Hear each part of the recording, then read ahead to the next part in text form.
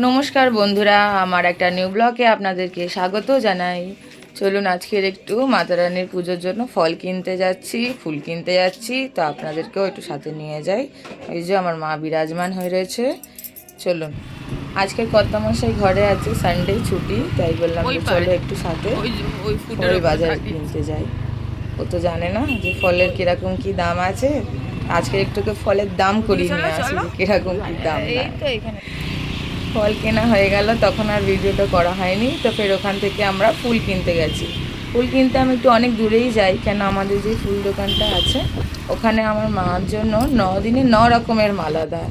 তো ওই জন্য আমরা ওই দোকানে অর্ডার দেওয়া থাকে, ওই দোকান থেকে আমরা কিনি। এই যে চলে এসেছি। এই যে ছোট্ট দোকানটা দেখছেন, দোকানটা ছোট হলে কি হবে, নানান রকমের নানান ভ্যারাইটির মালা থাকে, বানিয়ে দেয় উনি।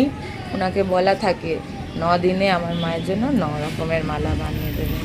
উনি ঠিক সেরকম বানিয়ে দেবেন। কোনো দিন জবা, কোনো দিন আকন্দ, পদ্ম, গোলাপ, নানান রকমের। বাজার করা হয়ে গেল, ঘরে চলে এসেছি। বাজারহাট ফুল ফল সব রেখে মাকে বলে দিলাম যে সব আনা হয়ে গেছে। এবার ওনার ছেলে জল দিচ্ছে ওখানে, আমরা যেখানে গম আর জব লাগানো হয়েছে ওখানটায় উনি সন্ধেবেলা করে একটু জল ছিটা দিতে হয়। মায়ের পুজো দেবার আগে, আমরা সন্ধ্যা আরতি করার আগে ওখানে একটুখানি জল ছিটা দিয়ে দেবে, দিয়ে সন্ধ্যা আরতি হবে। ঠিক আছে বন্ধুরা, আজকের মতন এত দূরই। জয় মাতা দি।